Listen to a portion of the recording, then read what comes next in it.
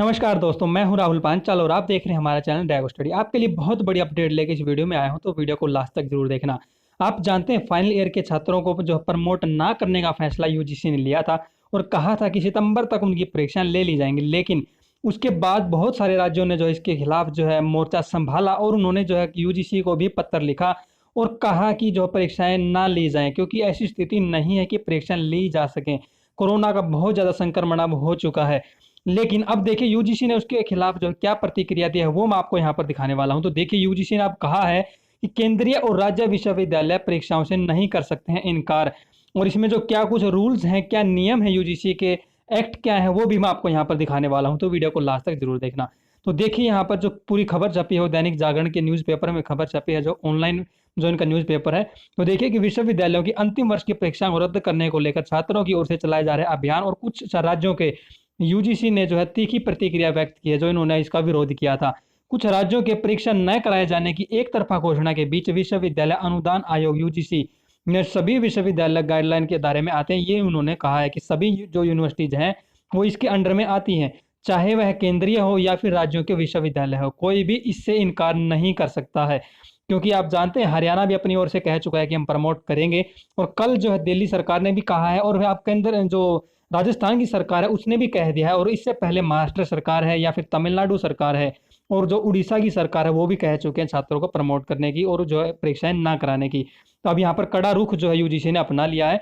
देखिए कि यूजीसी के जो सचिव है रजनीश जैन, उन्होंने कहा है कि उन्हें कोई भी राज्यों की ओर से परीक्षाएं न करने के फैसले की जानकारी मिली है। उन्हें कई राज्यों से ये जो है सूचना मिल चुकी है।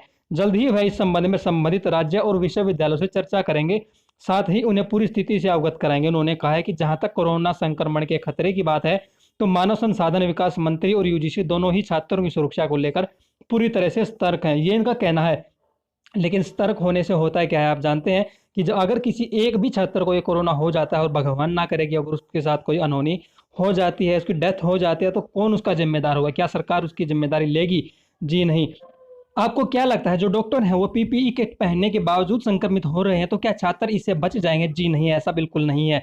वो कहीं ना कहीं जो चांस रहेगा कि वो हो सकता है संक्रमित हो जाएं। क्योंकि आप एक और चीज़ पर ध्यान दीजिएगा कि जो जिन सरकारों ने इसका विरोध किया है, यानी कि जो छात्रों को डायरेक्ट प्रमोट करने पे जो है राजी हैं, उनमें ज़्यादातर सरकारें जो है गैर बीजेपी सरकारें हैं, यानी कि बीजेपी की वहाँ पे सरकारें नहीं हैं, हरियाणा को अगर छोड़ दें तो। इसके अलावा राजस्थान देखेंगे, दिल्ली देखेंगे, उड़ीसा देखेंगे या फिर महाराष्ट्र देखेंगे या फिर तमिलनाडु देखेंगे, सभी जगह जो है बीजेपी की सरकार नहीं है। तो सभी इन राज्यों ने जो इसका विरोध किया है और यहाँ पर केंद्र सरकार अड़ गई है कि हम परीक्षा लेंगे। तो ये कहीं ना कहीं फैसला जो है राजनीति द्वेष से भी भरा हुआ कहीं ना कहीं जो नजर आ रहा है कि जो यूजीसी जो इस चीज़ पर अड़ गई है, केंद्र सरकार अड़ गई है। तो अब जो आगे खबर है वो यहाँ पर देख लेते हैं कि मानव संसाधन विकास मंत्रालय और यूजीसी दोनों ही छात्रों की सुरक्षा को लेकर पूरी तरह सतर्क है, इनका ये कहना है। लेकिन कहाँ तक जो सतर्क है वो आप जो अच्छे से समझ सकते हैं। यही वजह है कि जुलाई में प्रस्तावित परीक्षाओं को कराने के फैसले को टालकर अब सितंबर तक जो कर दिया गया है। उन्होंने बताया कि ज्यादातर विश्वविद्यालय परीक्षाओं को लेकर तैयार है, उन्होंने तैयारी भी कर ली है। स्थानीय स्थितियों का आकलन करने के बाद जल्द ही परीक्षाओं को लेकर फैसला ले सकेंगे। यूजीसी ने 6 जुलाई को अपनी संशोधित गाइडलाइन में अंतिम वर्ष की परीक्षा को लेकर बताया था। उन्होंने कहा था कि जो है अंतिम वर्ष की जो परीक्षा है आपकी वो जुलाई जो सितंबर तक जो है अब आपकी करवाई जाएंगी। साथ ही इन्हें कराने के लिए विश्वविद्यालयों को सितंबर तक का समय दिया गया है। ठीक है, तो यूजीसी देश में विश्वविद्यालयों की सबसे बड़ी नियामक संस्था है जो कि इन्हें रेगुलेट जो है वो करती है। अब यहाँ पर जो इनका रूल्स हैं, जो इनके नियम है, एक्ट है, वो मैं आपको एक बार यहाँ पर दिखा देता हूँ।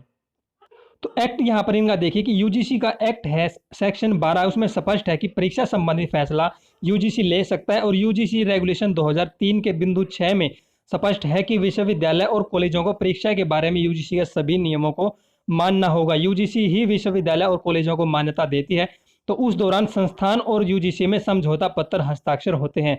इसलिए यूनिवर्सिटी और कॉलेजों का इन्हीं नियमों व समझौतों के तहत इस एक्ट में जो है उनको लाया गया है और उनको फैसला जो उन्हें मानना भी पड़ेगा।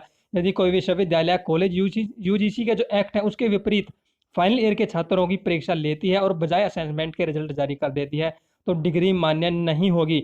इसके अलावा ऐसे संस्थानों के खिलाफ मान्यता रद्द से लेकर जुर्माना या सीट या फिर कोर्स कटौती का भी इसमें प्रावधान किया गया है।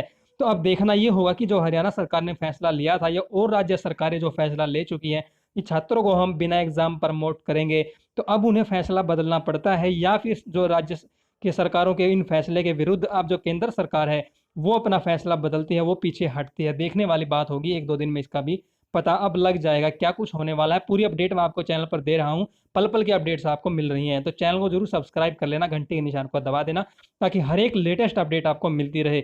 और हमारे फेसबुक पेज को भी लाइक करके फॉलो कर लेना। और वीडियो पसंद आई है तो लाइक करना और अपने दोस्तों के साथ इसको शेयर करना, ताकि हर एक अपडेट उन्हें भी मिल सके।